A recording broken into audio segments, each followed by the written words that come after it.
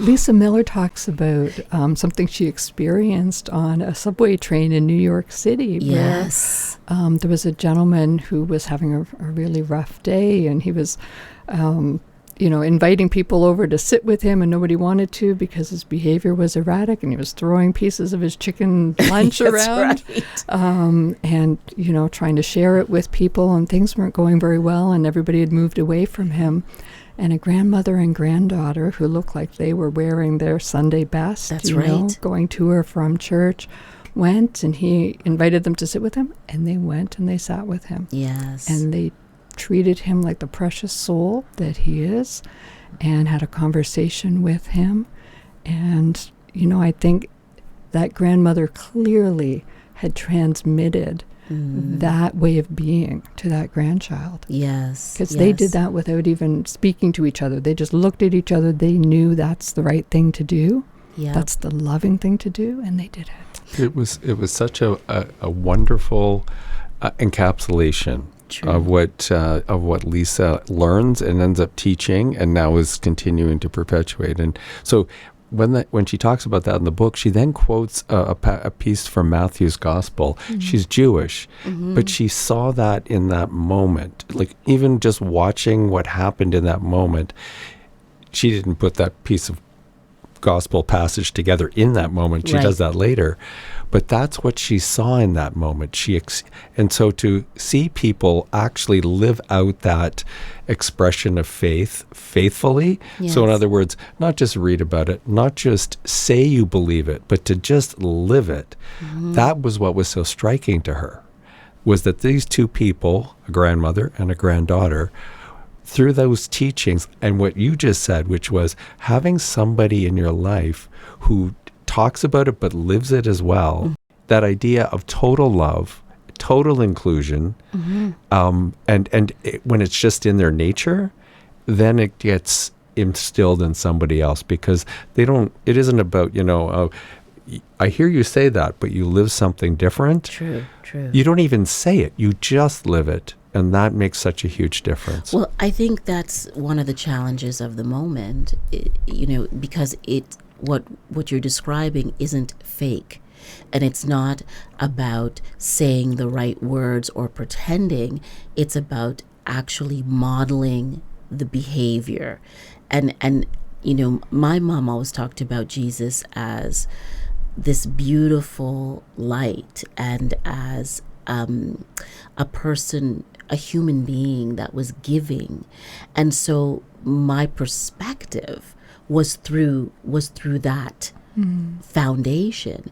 There's so many people who feel that Jesus wasn't real, or that it's an interpretation, or they feel like religion, it makes them smaller. They're focused on morality and sin, and they feel like it's controlling, and they there's all these things that are negative about the way faith is expressed in our society. And then they see people who are people of faith doing hurtful and negative things, and then they say, well, look at that, it's hypocrisy, it's not real. How do you speak to that? Because this is a time when there's a lot of rejection of faith. So I think, again, it's the difference between being a person who is spiritual and who engages in spiritual practices and lives that out. Yes. And altruism is a spiritual practice, right? Taking care of the other, love of neighbor. And the legalistic, rule-oriented parts of religion, right? And I think human beings, we can take anything and kind of mess it up, right? No matter how beautiful and pure and lovely and life-giving it is, we can muck around with it. And so I think what we have done is we have decided that there are these rules and this way of being, and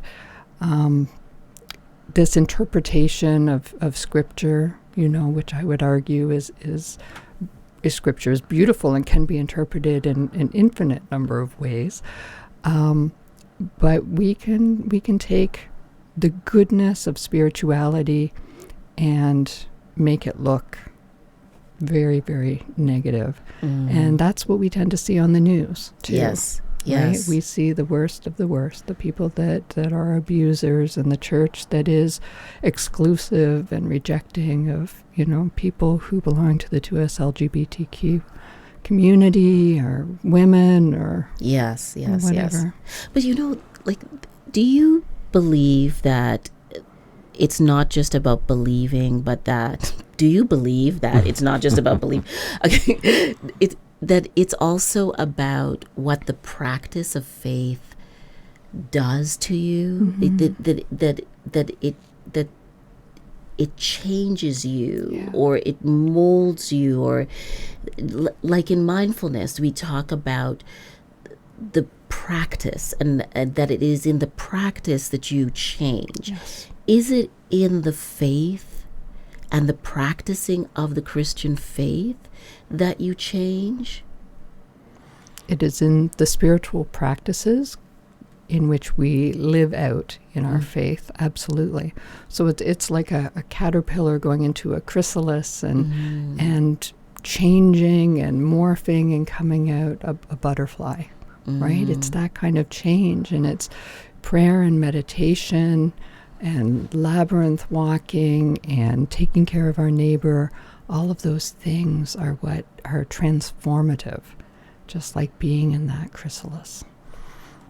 I also think it's really helpful to have people in your life, as we talked earlier, who model that for you, so that the two people in my life who've done that most consistently and most authentically is my mother and my wife.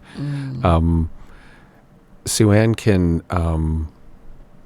We all have our moments. We all, Of course. we all struggle, just like everybody else struggles in life. We struggle in life too. But Sue-Ann has a way of being very consistent in living, expressing herself and building herself up through her spiritual practices, and then walking the walk when she's helping to lead other people through that, and trying every day to go through a series of practices and going through her life and so on, and then teaching that same thing to other people. And it's helped me just to watch her, and to have somebody who I share life with, who I can see so often, express that love fully, completely. And that's the other thing I was trying to get across from whether it was my mother or my wife, is this ability to just show that love to everybody all the time. Right. Even when they're struggling themselves, to do that, I think helps people around them to feel like they're authentic. That the faith isn't just something I've learned, isn't just something that I talk about. It is actually just part of me. It's just who I am, like how I'm being, not just what I'm doing. And the struggle is part of the practice. Always. Jesus never said that we weren't going to suffer. The idea, because he suffered, the idea was, what do you do in your suffering? How do you respond to that suffering? And how do you respond to the suffering of others?